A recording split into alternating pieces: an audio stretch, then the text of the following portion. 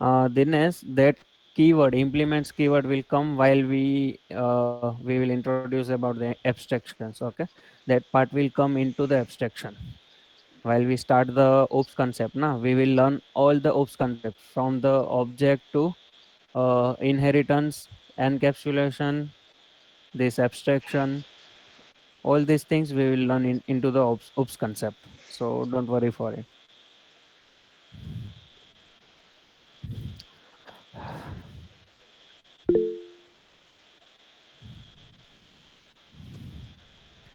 Okay. Uh,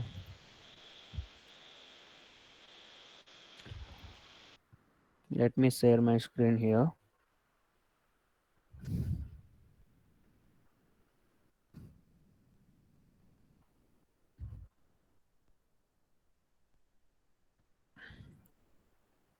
Is my screen visible?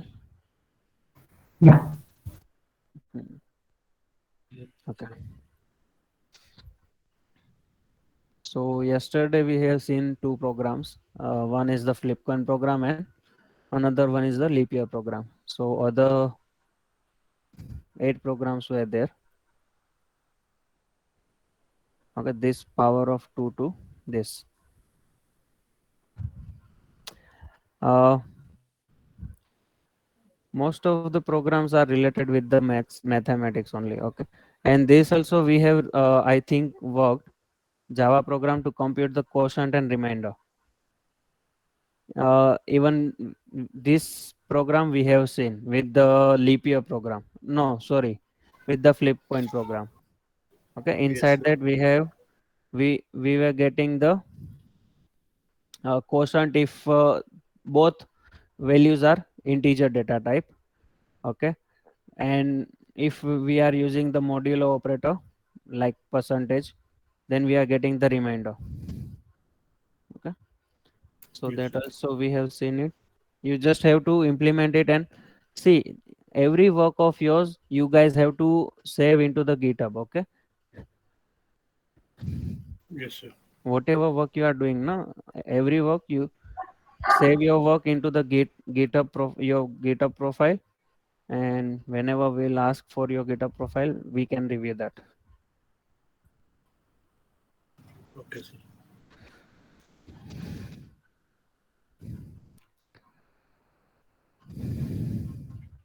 Okay, so all those programs just do it yourself, and if still there is any doubt to understand the questions, let me know.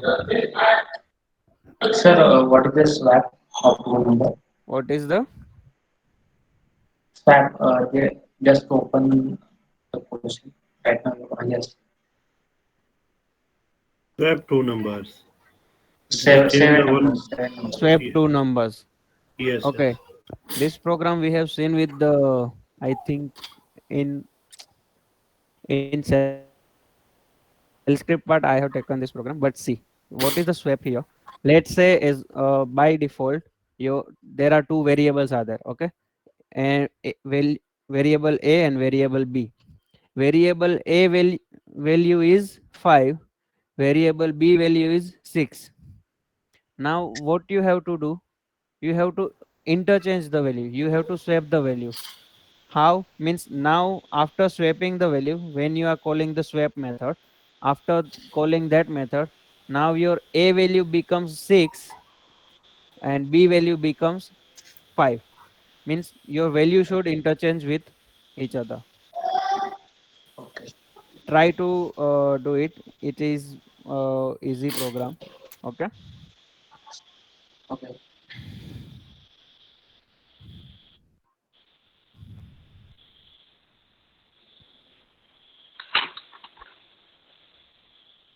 so can we continue with this 2D array? Yes, sir. Yes, yes, sir. Hmm? Yes, yes. Basically, one dimensional array you guys all know. We have seen with the shell script. We have used Yes. the array and dictionary while we were learning the shell script. Okay, but what is the 2D array, two dimensional array? In 2D array, sir, there is a row and column. Yes. Everyone knows with the matrix. Yes. Okay. Yes, sir.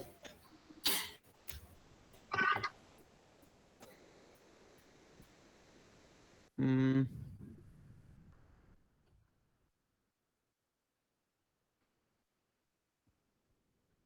this is the matrix pattern Yes, sir. Yes, of yes, in met in mathematics. There is one concept called a matrix. Okay. Here, let's say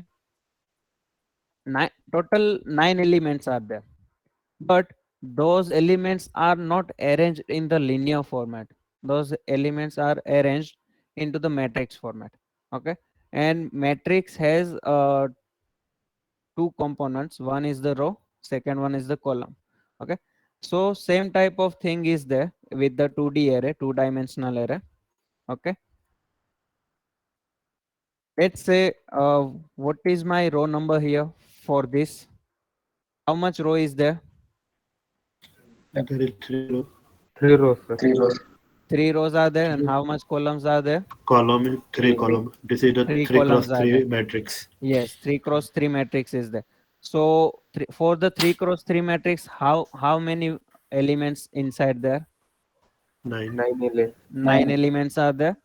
Okay. So if I'm declaring two-dimensional array, and as a first number I will declare the row number, and second I will declare the column number. So let's say my total row are 2 and total columns are 3. So how many elements will be there? 6. 6 will be there. Okay. So this concept we will see, okay, with our Java program.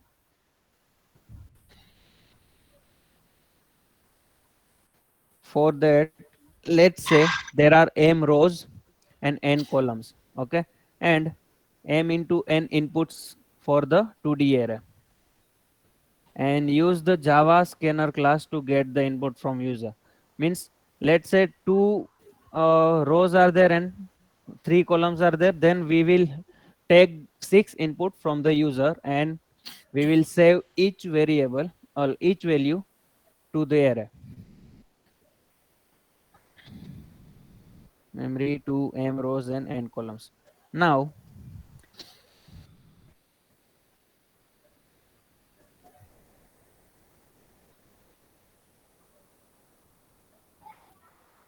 see, basically we this is the row number 1. Okay. This is the row number 2. This is row number 3. And same here.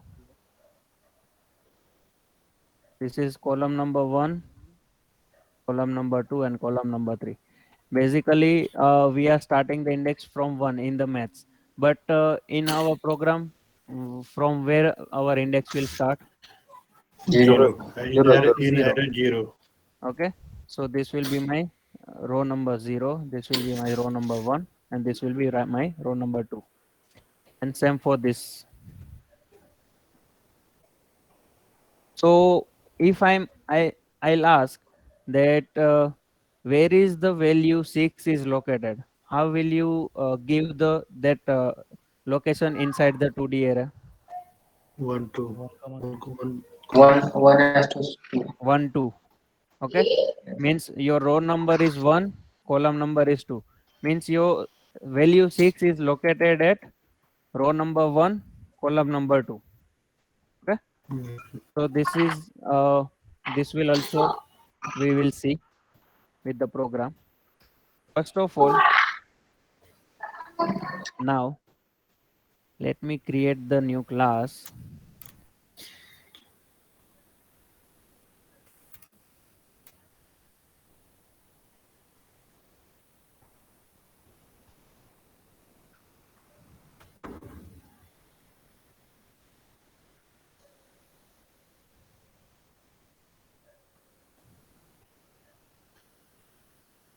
Okay. And inside that, we will create the main method. The syntax is also fixed. Now, first we will see the uh, let's say we will take one integer array, okay? But when we are declaring the array, na, at that time here in the Java, we need to give the size. How many size of the array is there? Okay, let's say I'm giving the 5 here. First, we will see the one dimensional array, and here, let's say if you want to assign the values 2, 3, 4, 5. The value I can assign like this. Okay, and if you are declaring uh, if you are assigning the values directly, no need to give the size, and you can uh, declare the array like this. Okay, but let's say integer b of 5.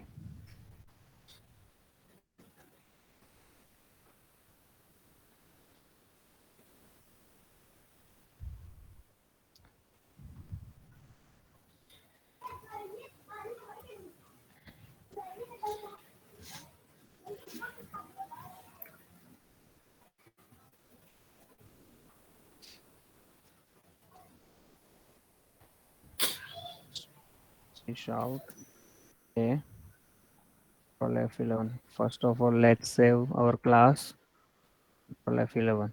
So it will give you the uh, location actually. That is storing means in the memory at which memory location it is stored, that memory location it will print.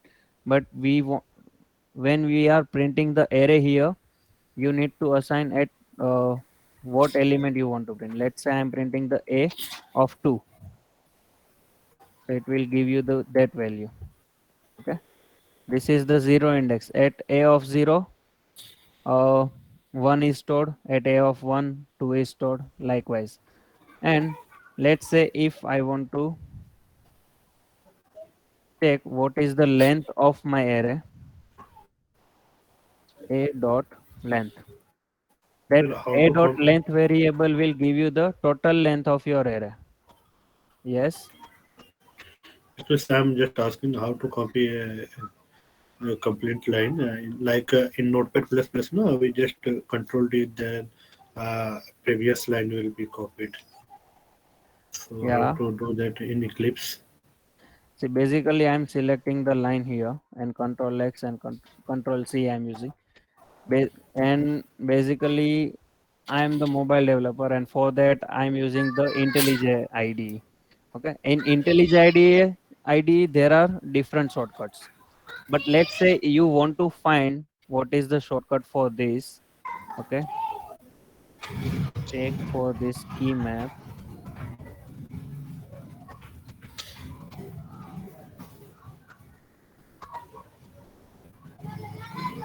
No, okay. Java editor.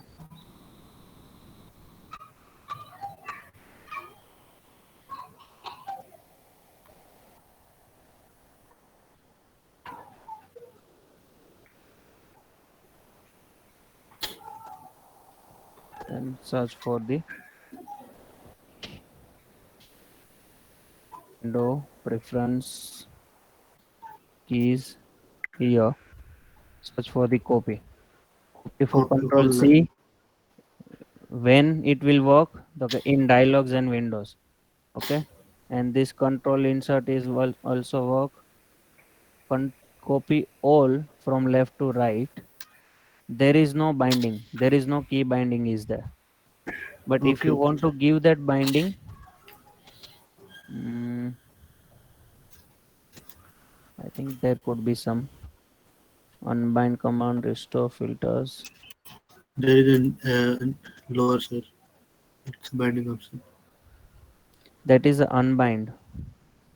No, no, no. Lower. After description. Yeah, yeah. This binding I'm asking about. What is this? Hmm. Let's say Control Shift C is Control plus there. D. and apply and close. Now I'm Control Shift C. I'm doing why commenting it is.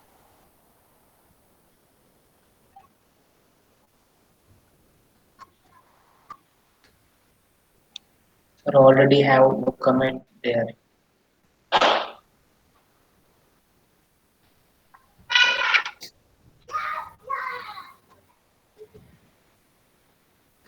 Control D is using for deleting whole line. That I know, and that I'm using many times. I think this is for this is in cell scripting. In cell script, we delete using control D. I think.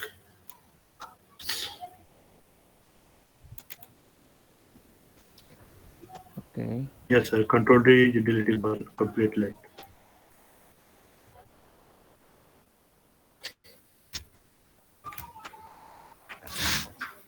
Okay. When in dialogues and in Windows, here I think we didn't check that editor editing Java source and Control Shift C. Okay. See, editing Java Yes. source when that you have to also select. Na? Yes. Let's say Control Shift C I'm doing now here. Okay. And here, no, it's still not working. Control Shift C, I'm pressing.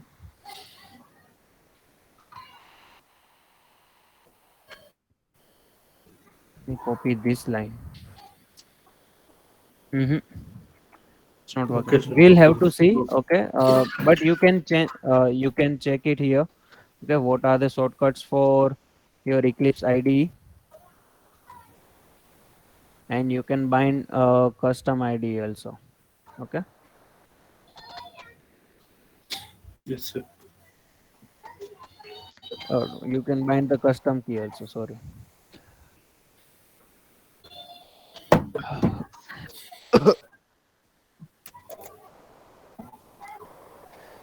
Uh, just 2 minutes, guys. I'm coming. Wait.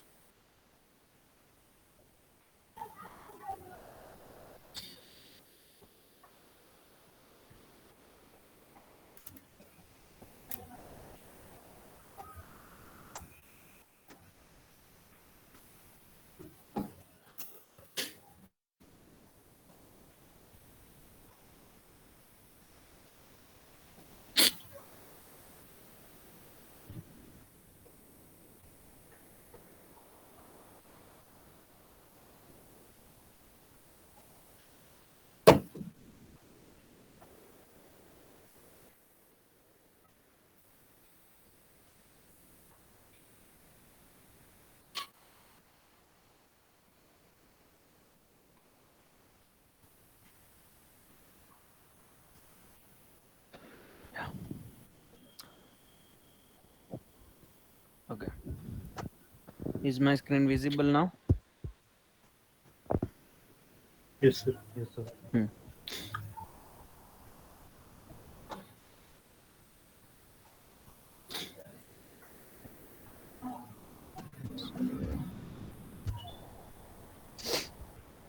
Okay.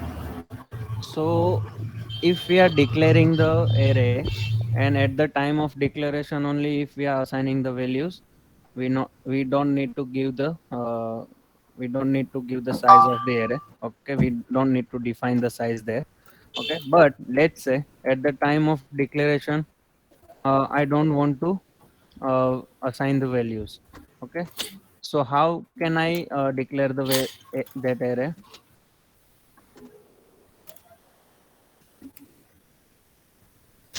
Be equal to, okay, new integer, and here in this square bracket with new keyword you have to declare the size of an array.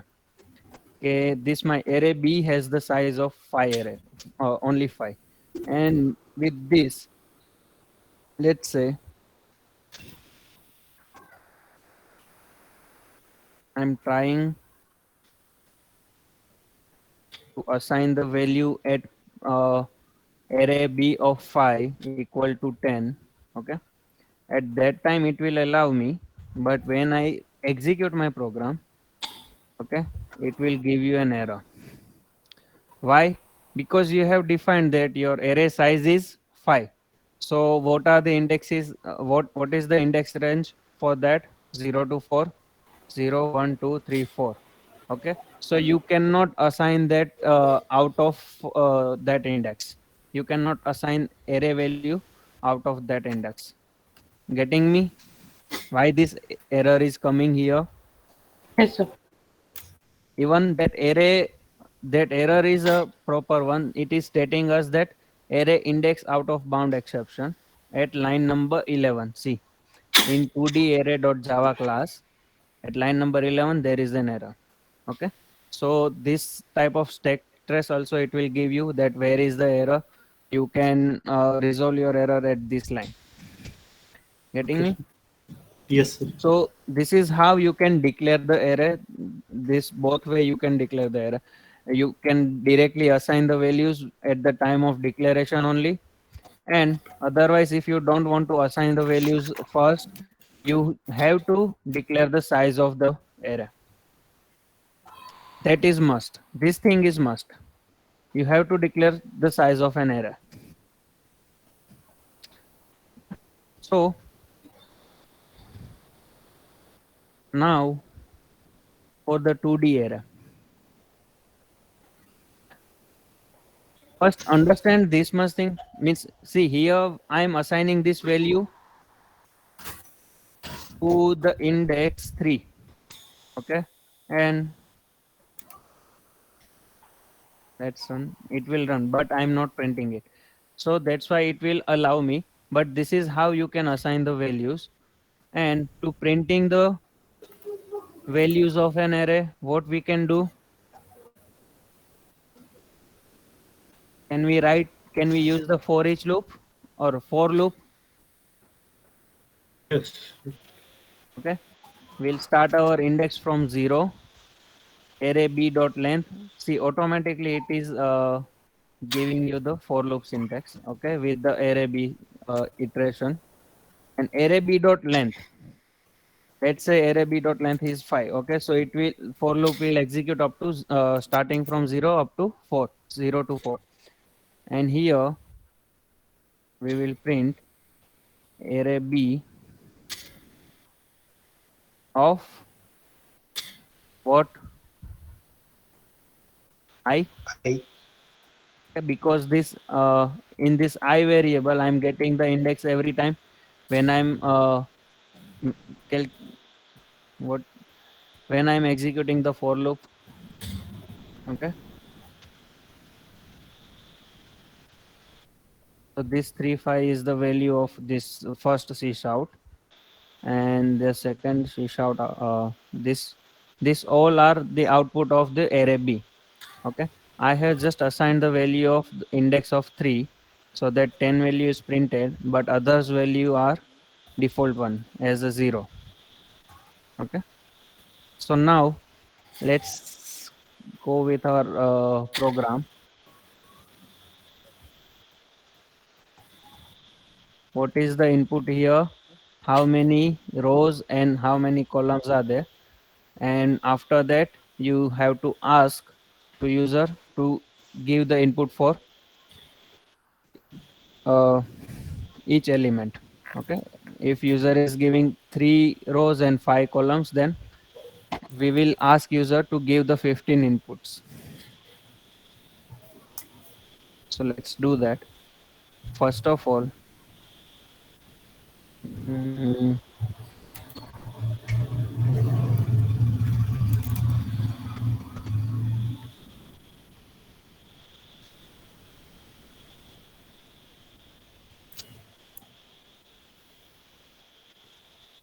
array equal to new integer.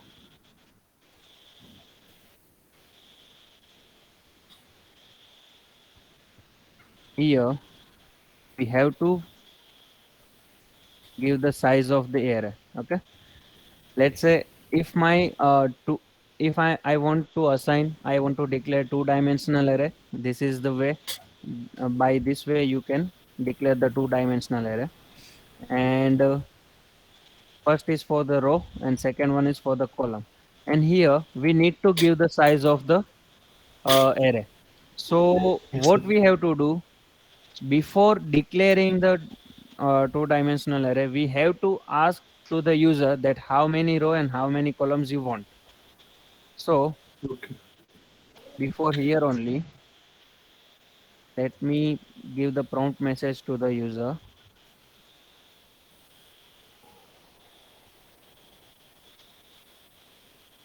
Okay.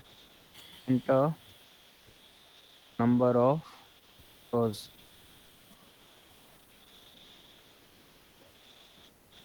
And after that, scanner class we will use the scanner equal to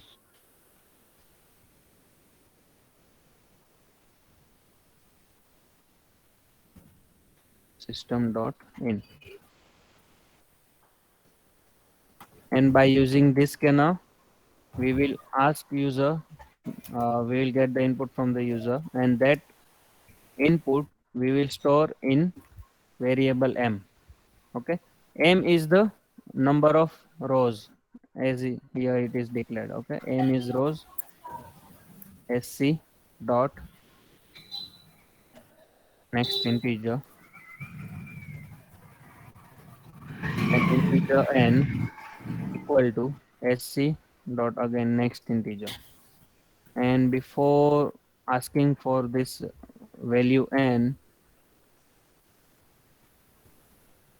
let's give the prompt message to the user that enter number of columns.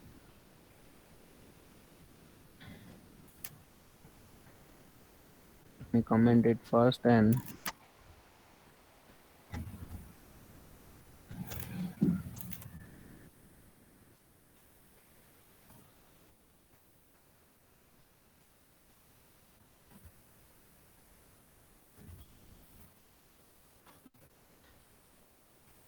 execute. Enter number of rows. Let's say 3 I am giving. Enter number of columns 4 I am giving. Rows 3, columns are 4. So with two-dimensional array here, we will give the value m as a row and value n as a column. Okay, whatever value is user is giving, that how much row and how much column you want. And here for our safety we will check the condition m greater than 0 and n greater than 0. This this condition should be true at the time of execution. Okay, means whatever value is user is giving na, that value should be the positive one. Even that that value should not be 0. Otherwise we will prompt message to the user that invalid inputs. And when we have completed the use of this scanner class, we will close our scanner with the close method of that object, of the scanner object. Okay. Now I have assigned the 2D array. Okay. That variable I have assigned, but inside the 2D array, no values are there. Okay. So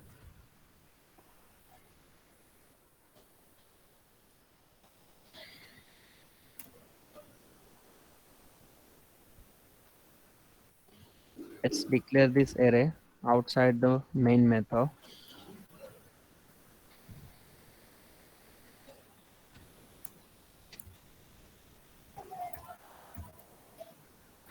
And here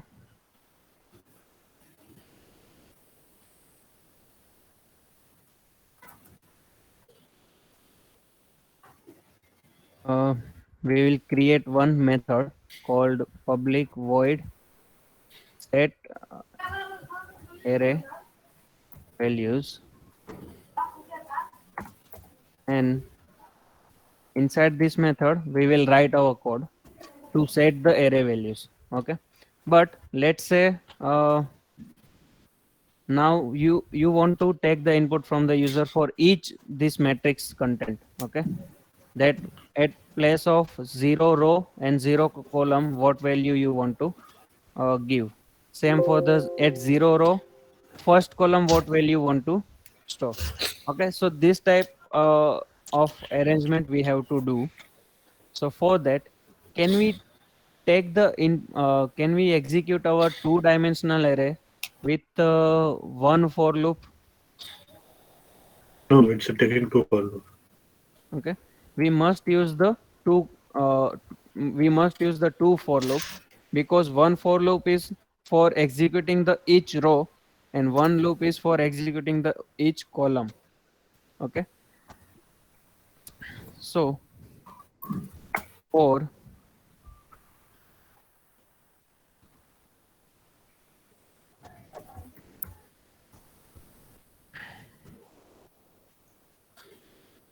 but here what is the value of this 2d array dot length?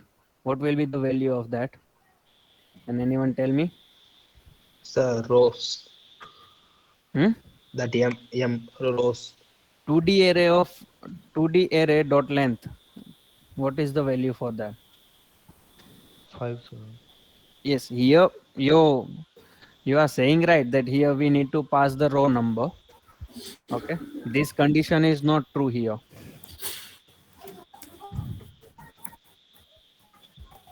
So how many times this for loop we need to execute up to the row numbers, not the 2d array dot length.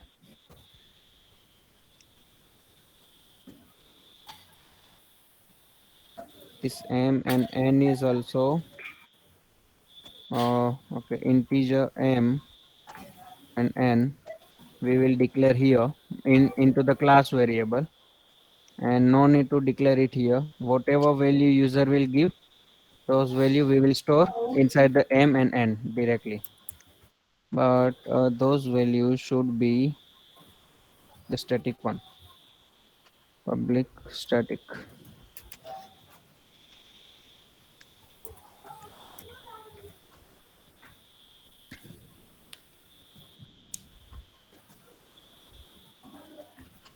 Now my when m is greater than 0 and n is greater than 0, this set array values method we will call, but before that we have to declare that method.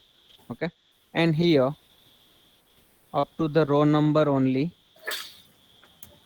let's say my I'm giving the 3 as a row number, that there are only 3 rows, so up to the 0 1 and 2, that much time only I want to execute the first loop, and inside the that for loop I will write another for loop.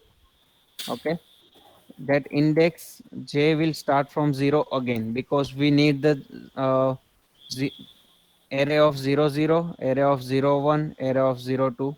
Likewise, then also array of 1 0, array of 1 2 1 1, array of 1 2. Okay, and our column number we will pass here in the second loop. Our condition will be like this: that should be less than n, and here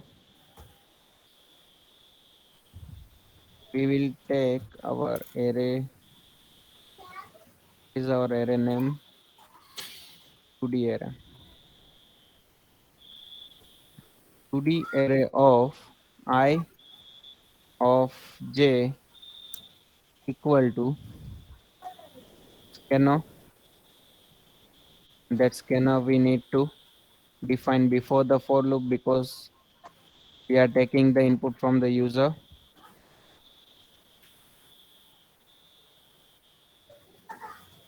And scanner equal to new scanner system dot in and that scanner we will use it here, scanner array of next integer. So every time it will ask the user that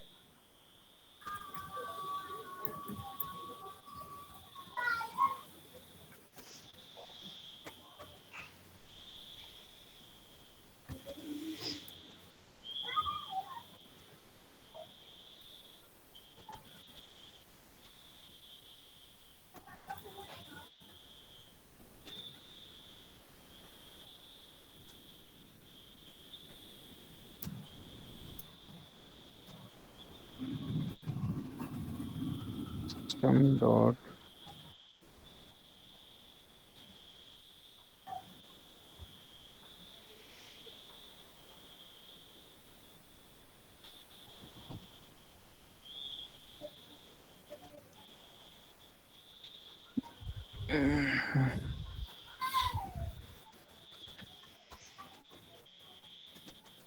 enter value of, here inside the square bracket we will write the value of I, because first the row number we will write, and here again what is our column number? The column number is J. Okay. So we are prompting the message to the user that enter the value of 00, enter the value of 01, like this.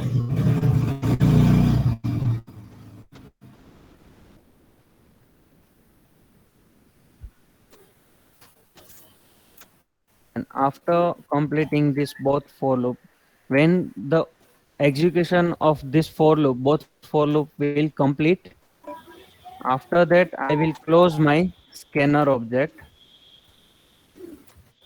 with scanner array dot close. Yeah. This scanner should, you must call the close method of that scanner object, because this will if you are not closing this scanner na, there is some issue with the memory leakage. See, resource leak, scanner array is never closed. Okay, so that warning will come here. So it is a good practice to close your scanner object, because otherwise it will it could leak your resource memories.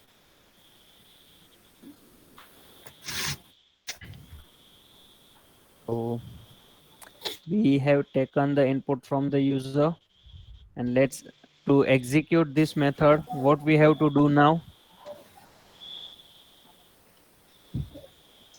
You have to call this method and how to call it. by creating an object and assigning. We have to create one object. Okay, 2D array, Assign instance variable. array object equal to new 2D array, and with this object, array object dot set array values. Okay, this method I am calling it now.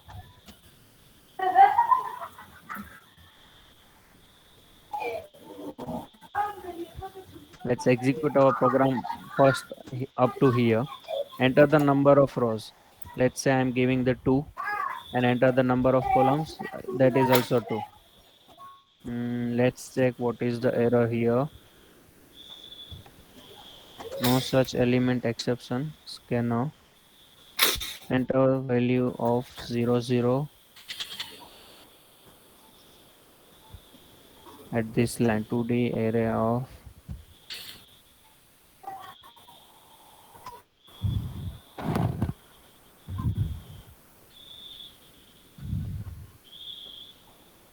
mm,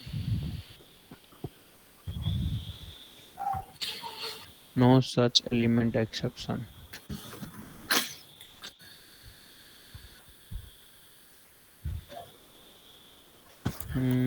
SC array.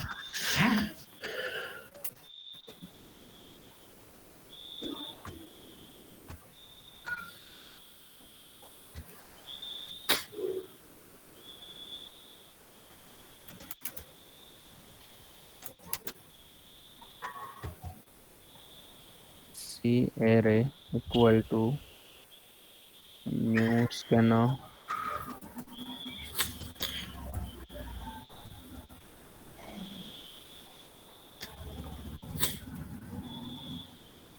rows and this. Mm,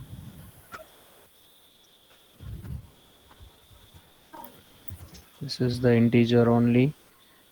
Let's execute this thing first. And two and two columns are there. Right, next integer throw 4. Next integer, set array values method.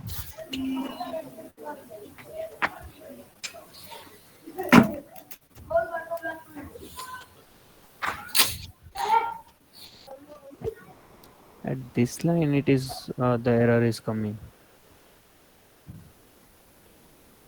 Okay.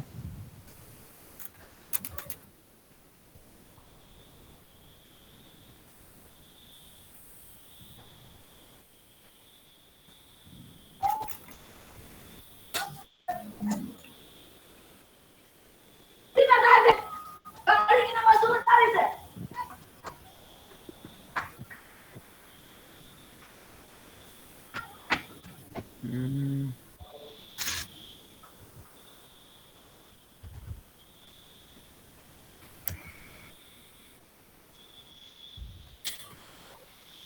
let's try this thing. Let's execute all the method here directly. And, mm, and to use the this variable inside the main method, we need to define that variable in static. So let's try this thing first. Let's check is it working here directly or not. No. Array index out of bound exception. Index 0 out of bound for length 0. Okay. When we have declared this array, now yes, I got the. Hello. What is this noise? Dinesh. Sir, Uh, just can you mute yourself? Some noise is coming. Yeah. Thank you. See, when we are declaring this array here, at the time of declaration in the class of the class variable, at the time of this declaration, what is the value of m and n by default before user is giving the value 0 0. By default integer value is 0. Okay, default value of integer data type is 0. Default value of double data type is 0 0.0. Default value of string data type is null.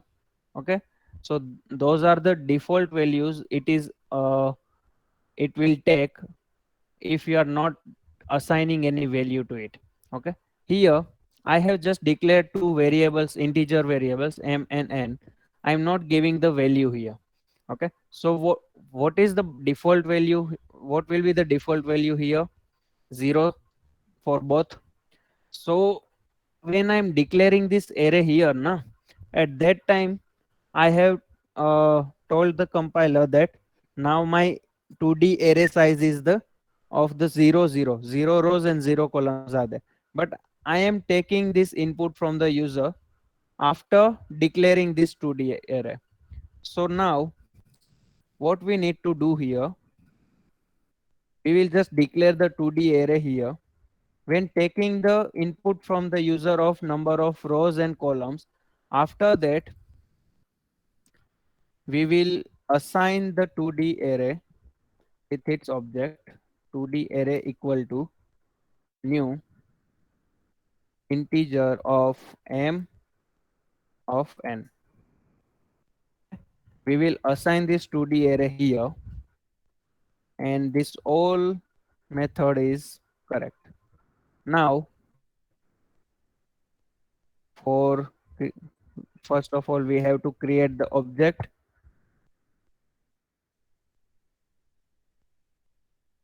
equal to new 2D array. Okay. I have created the object of 2D array with its instance, and with that object I will call this method set array values. Okay.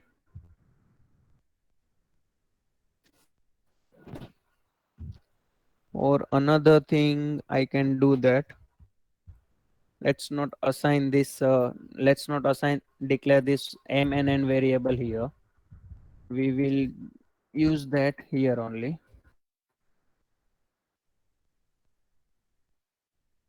And that declaration part I will move to here in this method.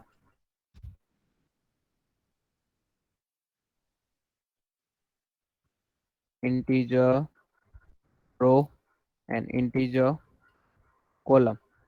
The both these two argument I will pass with this method when I am setting the values, and those argument value I will use here. So what values I should pass here when I'm calling the function? Can anyone tell me here? What values The we got it from the user? rows and columns value. Rows MNN. and columns, but what is the variable for that? Yeah, M M and and n. N. Okay. So that variable I need to pass it here. M is the number of row and n is the number of column. So those value I'm passing with this method. Okay. And here those values will be set to the variable row and variable column respectively. And the same arguments we will use inside that method. Okay. So now my first loop limitation should be up to the row, and here j should be the less than column.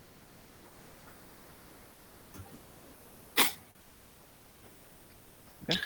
So after that, now let's execute to set our array values with control F11. Enter the number of rows 2, number of columns 2. Then also then no such element again. Java 37 and Java 25.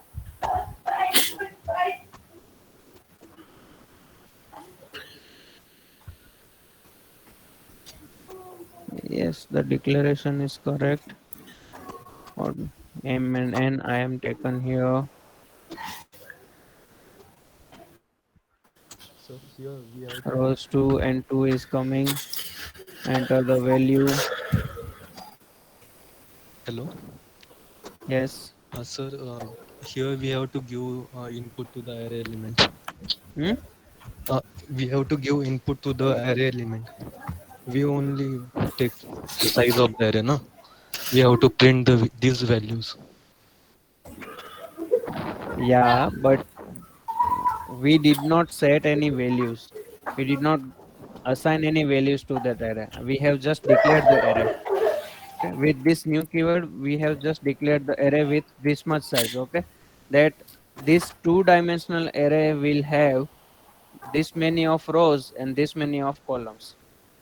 Okay. Let me check what is this error. This error should not come. And this error is coming into the java.base util scanner. No such element.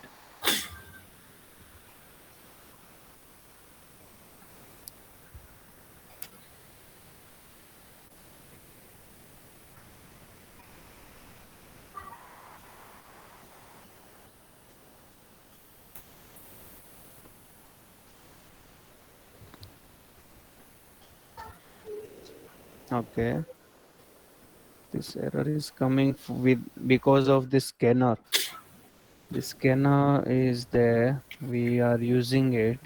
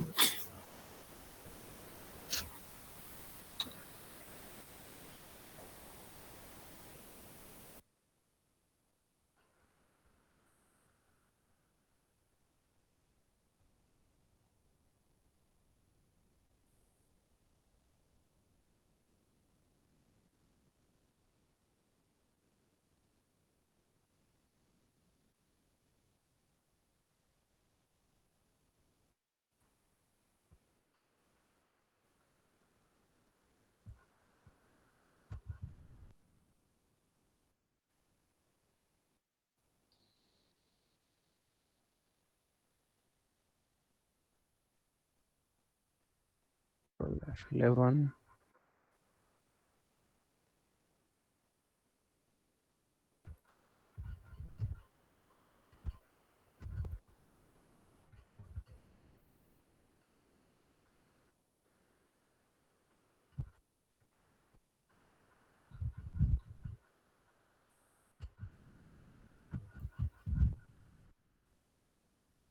Is this no such element exception is coming in Java?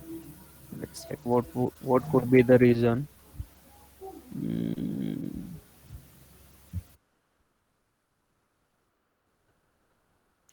okay, with the next method, you are calling next a bunch of times in a one iteration, forcing the iterator to move to an element that does not exist. So instead of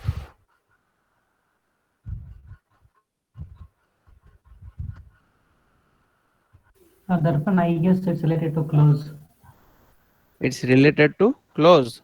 Yeah, yeah, scanner dot close. Maybe somewhere it's getting closed again using somewhere. So This scanner is closed here, even here. I think there is a flush method is also there, no? Yes. Mm,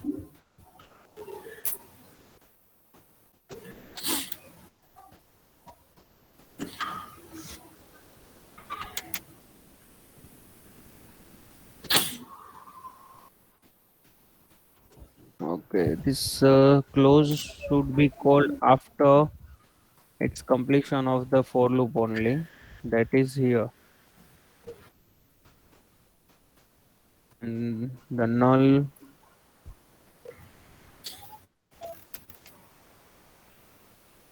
system dot in.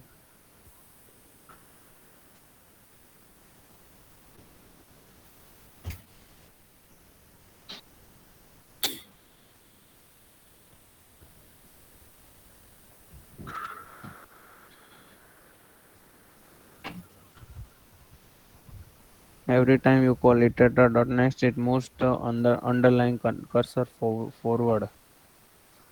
So log dot id new log iterator dot next dot get id log dot id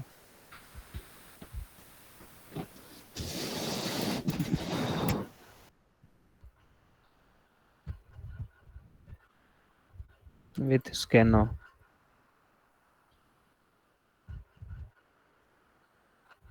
By the next element method of an enumeration to indicate that there are no more elements in the enumerator. Input dot next integer number one equal to 0. How about this? Before assigning value to variable.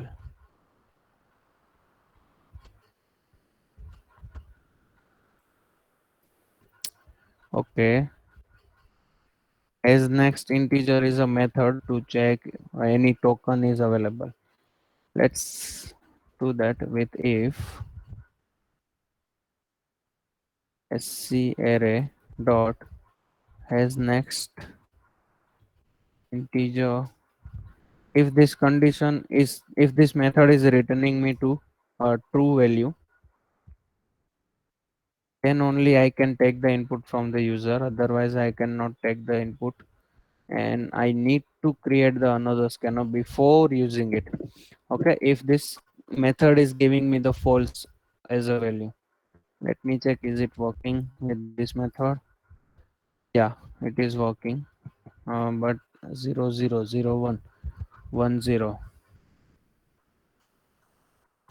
error is not coming, but sc array dot has next integer. Let's check what is the output of this thing.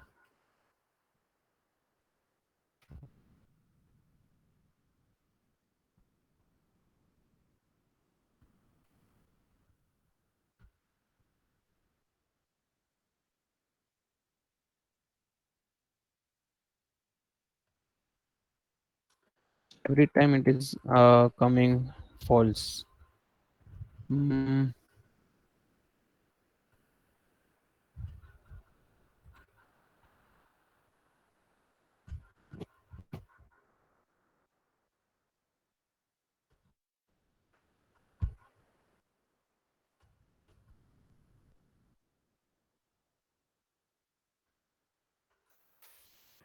Okay, got got the issue.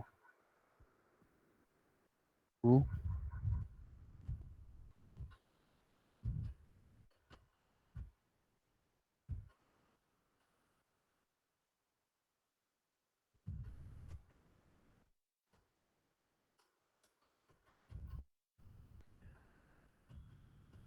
Okay, whatever scanner class we have created before, okay, that scanner we should not close if we want to use the scanner object, whatever instance is there.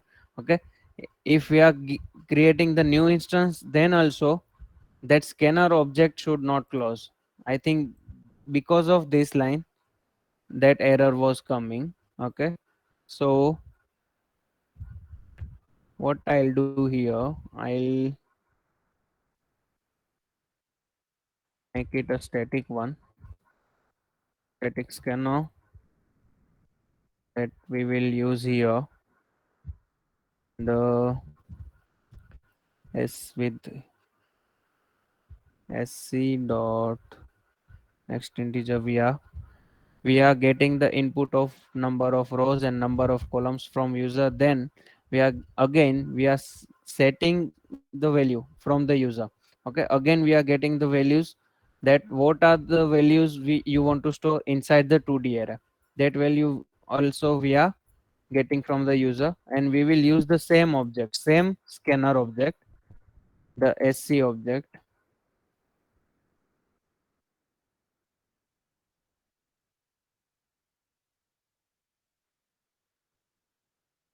And when we have assigned all the values from the user we have taken, after that we will close that scanner object, and let's execute it now.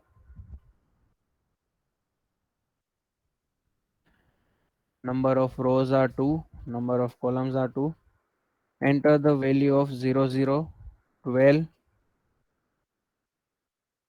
It is stopping here.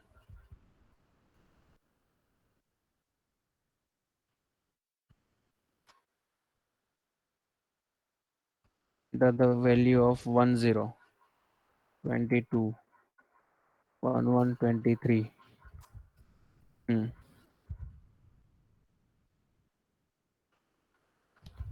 Enter the value of 00. Then it has stopped here. I think we can comment that 35 line. Sorry, I think we can comment that if condition.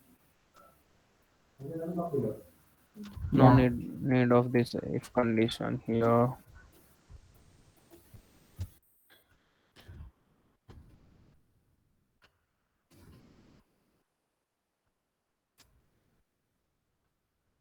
11, 12, 13, 14. Yeah, now it's working. Okay, your scanner object means any scanner object you should not close if you want to continue to use the scanner class in after that also. Okay, so this close statement only you have to give when your scanner object, there is no need of the scanner object. At that time only you need to close the scanner. So we have set the all the elements, okay, from the user. Now what we have to do, we have to print all the elements now. This is the values are set. Now after that value should be printed.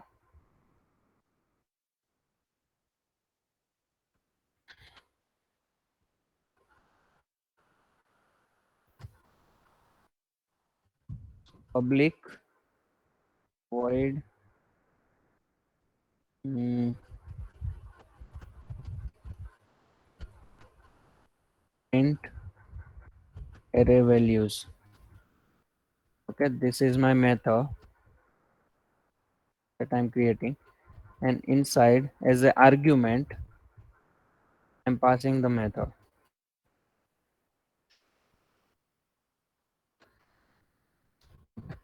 because this method we have set here, so that argument we will give here. Mm,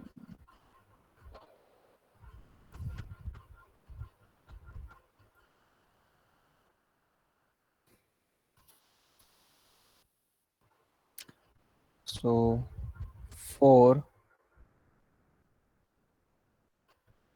yes, even integer row and integer column, that argument also we need how much row is there and how many columns are there, that also we need. So first, for loop for the row, I start from the 0 up to the number of rows, and second loop for the column, they will start from the 0 to the column. So here again, let's check our question. Get the function to print two-dimensional array. In Java, use print writer with output stream writer to print the output to the screen. Okay, so there is one object called a print writer. Its base class is a writer class. Okay, even your system.out is one object of the writer class only, but this print writer class is the child class of that writer, equal to new print writer. And this print writer, with this print writer you can print into the file. Okay, let's say you want to print your output inside some txt file, you can do that also. And if you want to print your output inside the console, you have to write like this, system dot out. Okay, and what is the basic difference between the system dot out dot println and with this writer dot write? Writer has a method called a write method. Inside whatever you will give, that it will write into that file or into the console, whatever you are giving here. Let's say if you want to print this output inside any txt file, you have to pass it here. Okay, see uh, how many constructor are there of the print writer.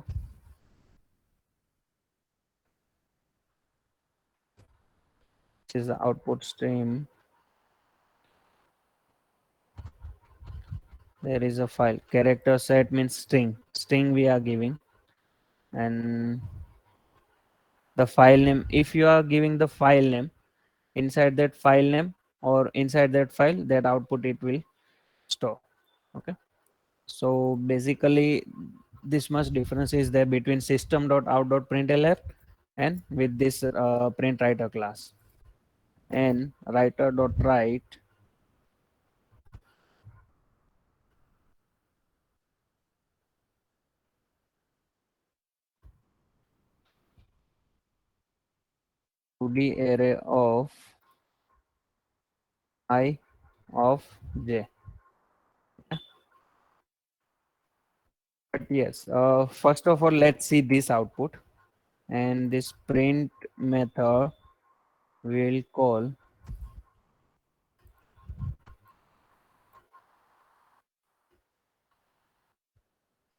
after closing this scanner with the array of this object. What, and let's create the new instance for this 2D array class, and with that object, Darpan, I think your screen is stuck.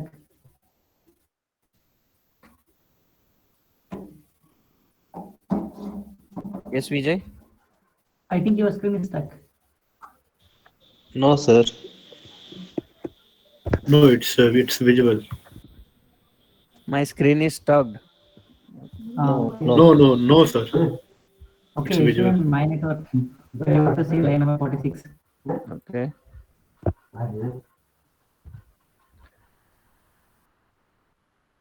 With this object,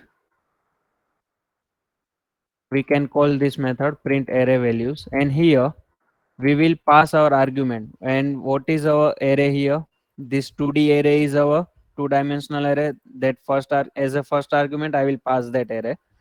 The second argument, the row number, that I will pass it here, and the third argument will be column. That also we will pass it here. So this is how we can call the method of this print array. And now let's execute this much thing first. And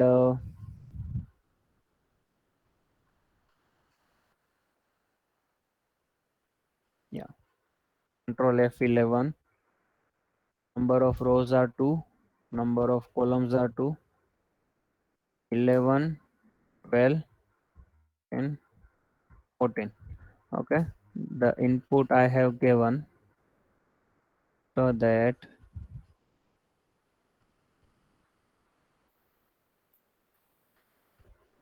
writer print writer is giving the output into the system dot out, writer dot write. Okay, and here this writer need to be closed. Before closing, we have to flush our writer. Let's execute. 2, 2, 11, 12, 13, 14. These are our input of the array.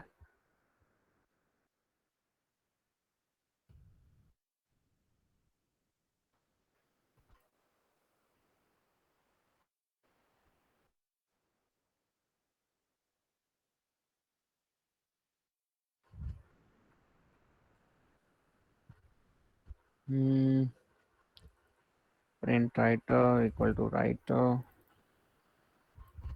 Okay. Let me check one thing. Let's give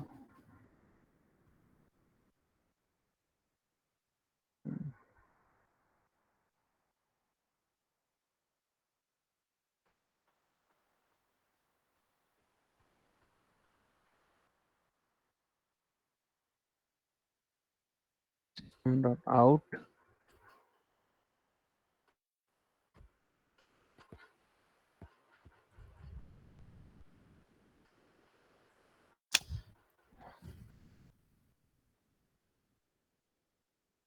Again, the same mistakes we are doing.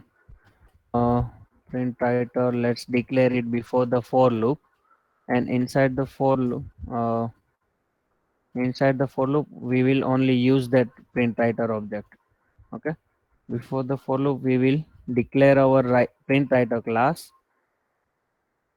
Here inside the for loop, we will use that object to write the value inside the console. And after completing the completion of for loop, we will flush our writer and then close our writer class. So now let's execute again. Enter Sir, the what number is of the rows work of to, plus? sorry, Sir, what is the work of plus? it is one kind of refresh. Okay, let's say uh, your writer has, first of all, what is the value of this thing? See here,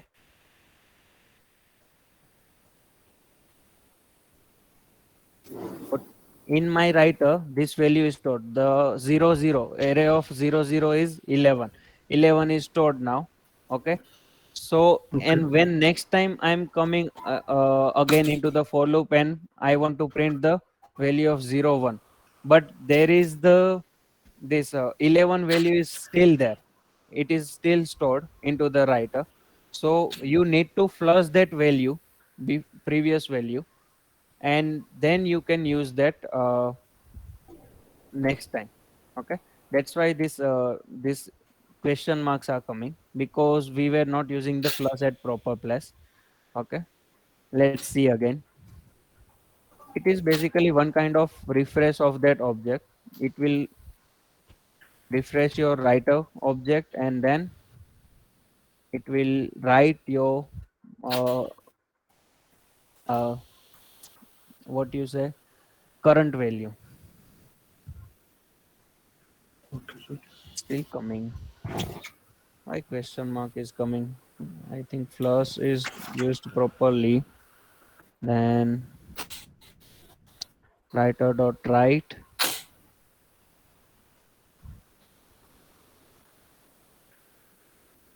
Let's check with the system dot out dot println first, that is there any value stored inside the array or not. Okay, and let's commit. I'll comment this much thing.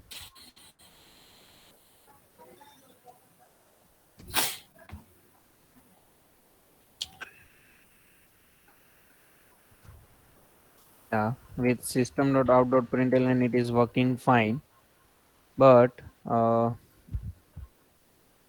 with writer class we need to have the same output.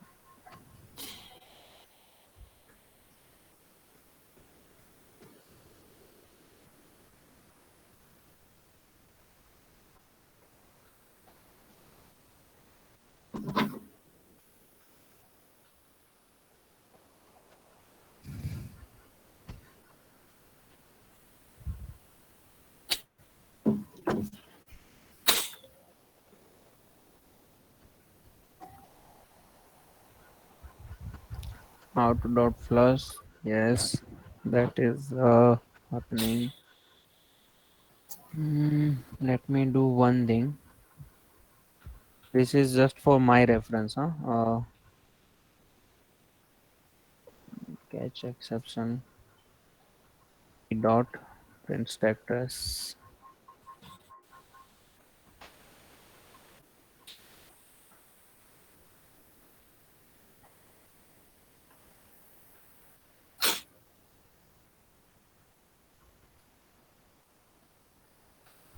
Even inside the try catch, it is not going. What could be the error of this question mark?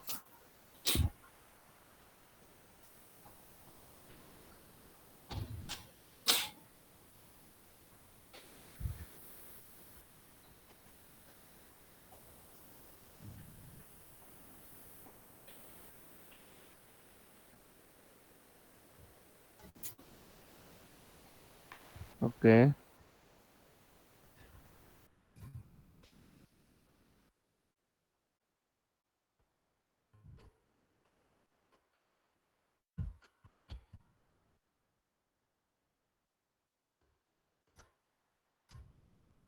Hmm.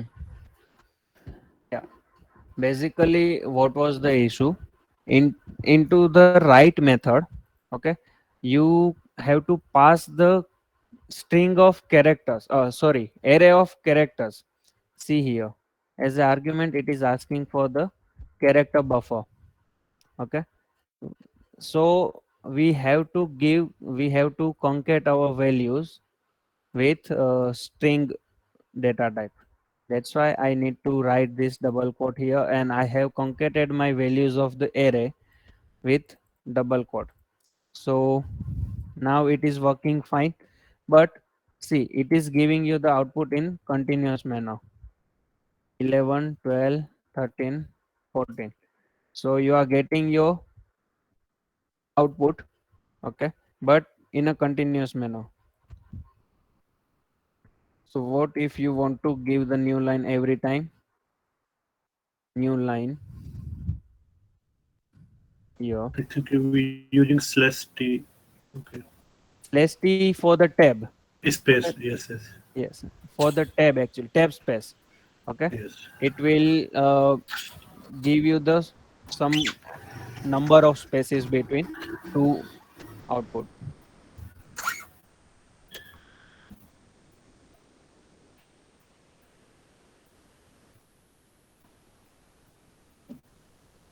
So this is our output 11, 14, 16, 12. But now see, the this output we have got it. We have set the two-dimensional arrays with the that values is get, we are getting from the user. After that, we are printing all the elements inside the two-dimensional array. But this is also we are showing this output in a linear manner. How can we give? Can we show user to this in matrix manner? Yes. How? Actually, sir, I'm doing in this things in C. Hmm? Actually, I'm doing these things in C, sir. This is We good, can try but to whatever logic you have applied in into the C language, the same logic you can apply here. So for that, what we can do? we can write sys out after the for loop. See the this for loop for the row, okay, and this for loop for the column. When we are printing the array, in which way it is printing? Now my row becomes constant here. See, this is my first element 11, then 12, then 13. Okay. So here, what is my row number? 0. But my column is changing every time. Getting me?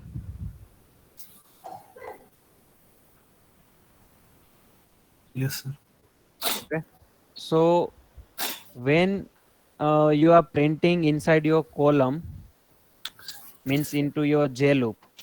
Okay, this is my J loop. I will call it as a J loop because I am using J variable as a my index. So here I will keep the tab space between the elements. Okay, 11, 12, 13. I will keep the tab space. But if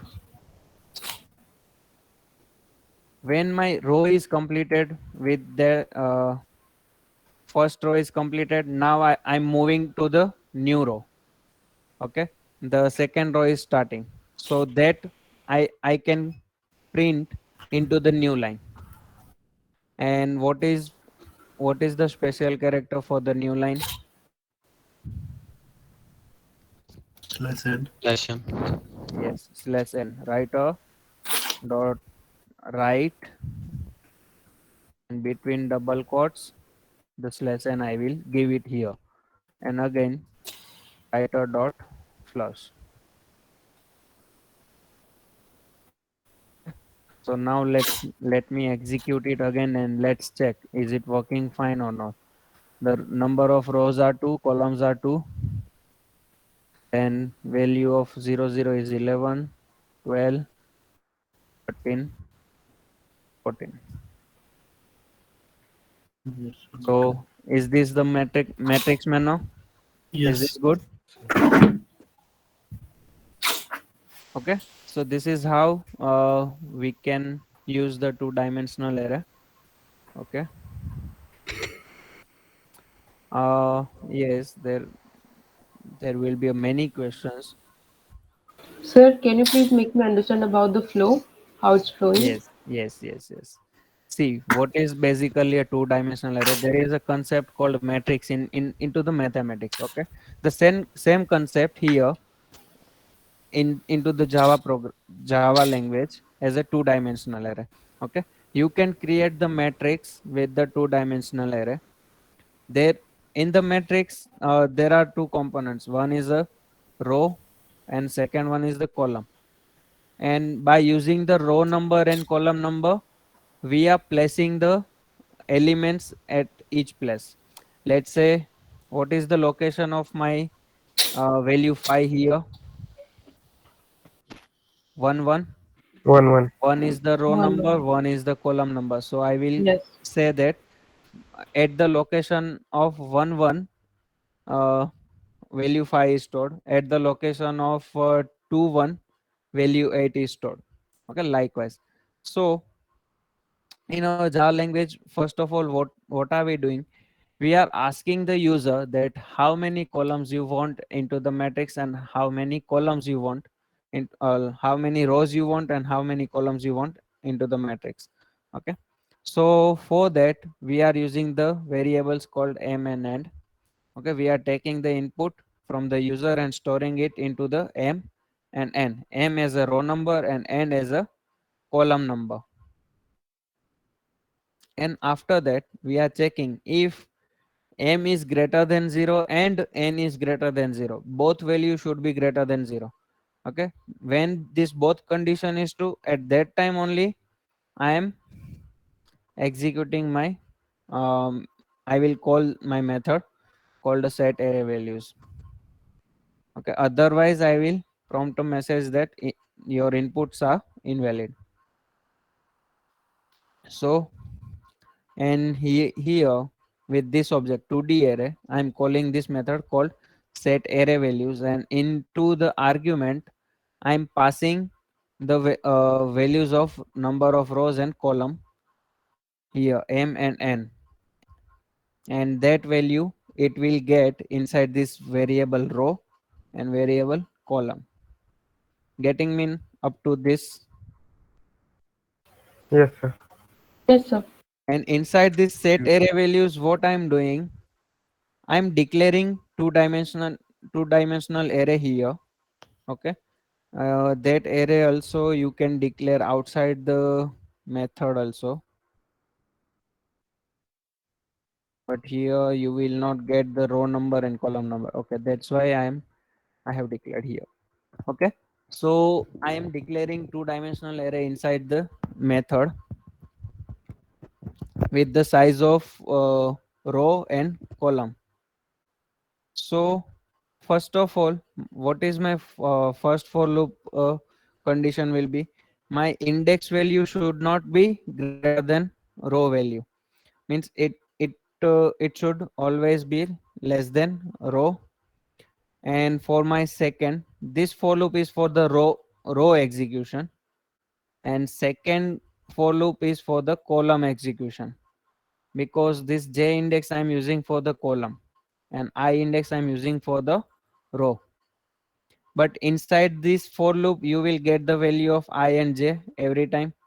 So I'm asking the user that enter the value of I and j.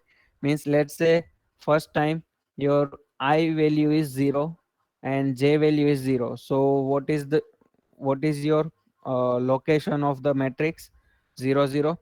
So for that element I'm asking to the user that for 0 0 location what value you want to give.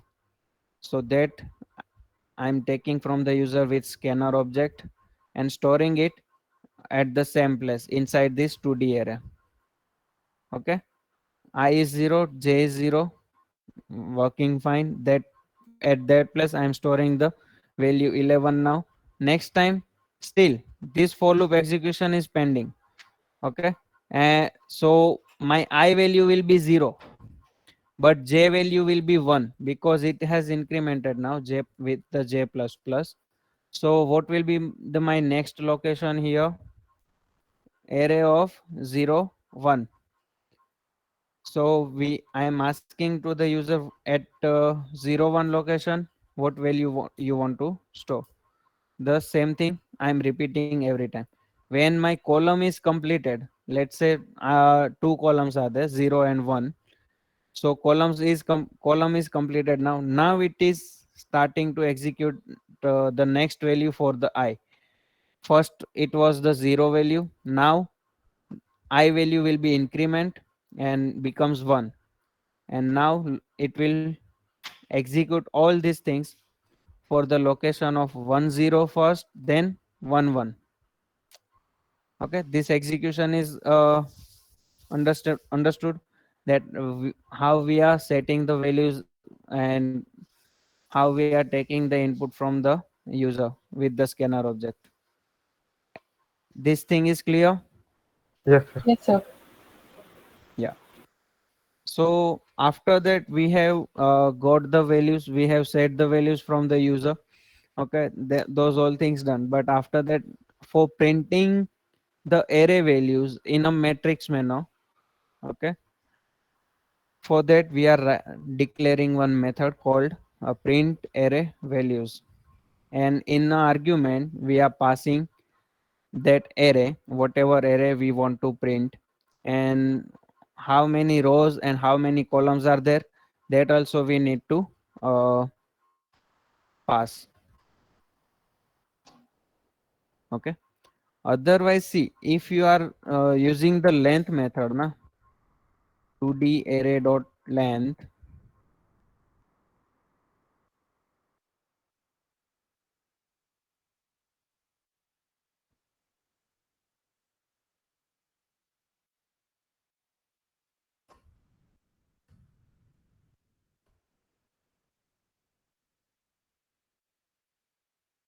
11, 12. So length of an array is 2. Why it is 2? It should be 4, na? Yes, sir. But But sir, here, whatever is maximum from the row and column, yeah, that two length ways. will come. Yeah. Okay. Let's say if I'm giving here 2 rows are there and 4 columns are there, then 1, 2, 3, 4, 5, 6, 7. Length of an array is 2. Okay. Whatever is the minimum, I think so. Length of an array is 2 here. And same for, let's reverse it. Now let's have the 4 rows and 2 columns. Let's execute it again and check what is the length. 1, 2, 3, 4, 5, 6, 7, 8. Now length of an array is 4. Okay. Okay. It is giving you basically the length Go of an value. row. Hmm. Length of an row, not the minimum. It will basically into this length variable, 2D array dot length object. Into that length, it is storing the number of rows every time. See, whatever rows I'm giving here, that number of row is the length of an your two dimensional array. Okay.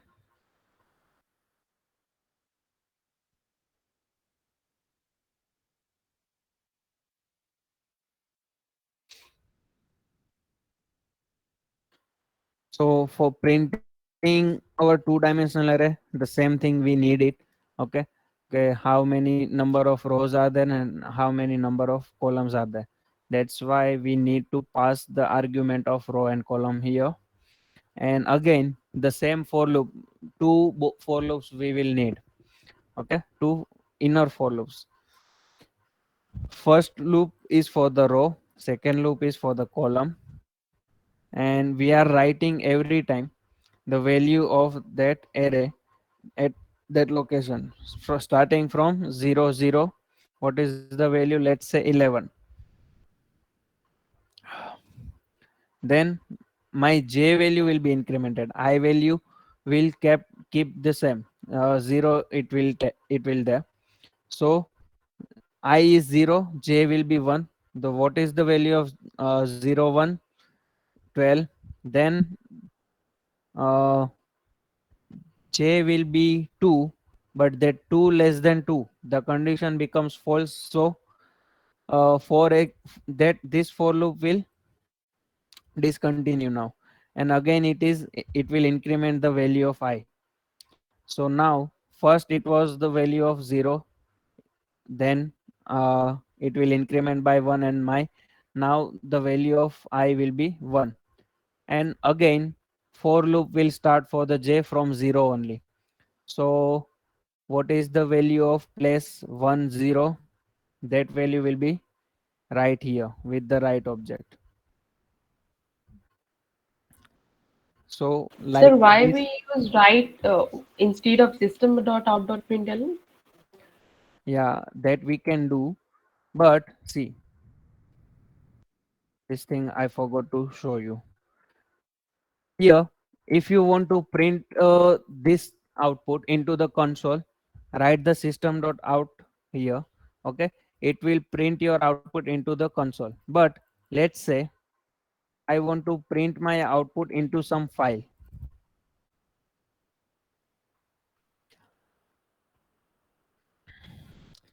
So for that, I will give the location of that file name. Let's say D drive and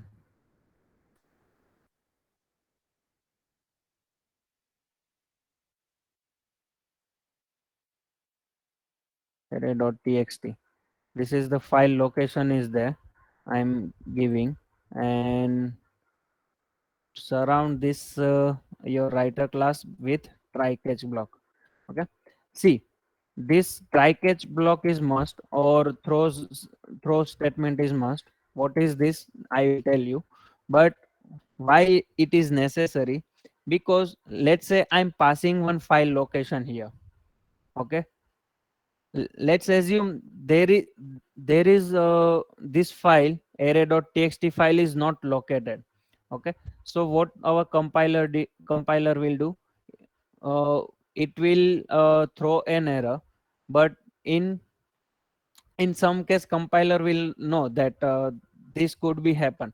So that's why here compiler is asking us that you have to write, you must write, you must handle this kind of error if your file is not available is at this location. Okay. So this is one kind of exception handling. Okay. With try catch block you can do the exception handling. Let's assume you also know that at this part my code is a sensitive one. Okay. So here some kind of exception could be coming, could come. Okay. So at that part of the code you have to wrap it within a try block, and if your code will throw any kind of error within this try, okay, your error will be catched by this catch block, and you can handle your exception inside the catch block only. Okay. So this thing first we will see that if we are getting the output inside this array.txt or not. Let me save our file, and this whole code we will wrap it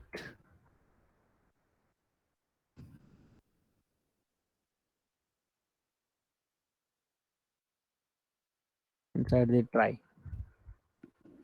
Mm, Local writer may not have been initialized.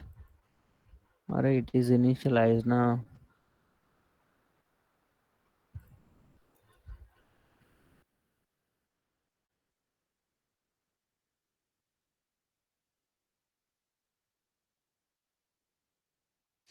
Okay. So let me wrap all the code within the try block, and if any kind of error will come, it will be handled by catch block. She shout exception was, and whatever the print stack trace is there, that error stack trace will be print with this method e dot print stack trace. And see the exception type, file not found exception. Okay. This class is already inbuilt class inside the Java. Okay. All these class are the child class of the exception class. There is one class called exception. Mm, Exception. If we are giving this exception class, the it is a parent class of all type of exception. You can write that also. Okay. It is also allowed. Basically any, you know that this specific kind of exception only occurs. Okay. So this catch block will handle only that kind of error. But if you are writing the exception, all the exceptions will be handled within this catch block. There are null pointer exception is there, array index out of bound exceptions we have seen before. Then for this scanner class also, this no such element, uh, some exception was there, no such element. Okay. So all kind of error exception is the child class of the exception class. And now let me execute this with the control F11, then 3, 3. 1, 2, 3, 4, 5, 6, 7, 8, 9. Console output is not there, and error is also not coming. Let's check into the D drive. Yes,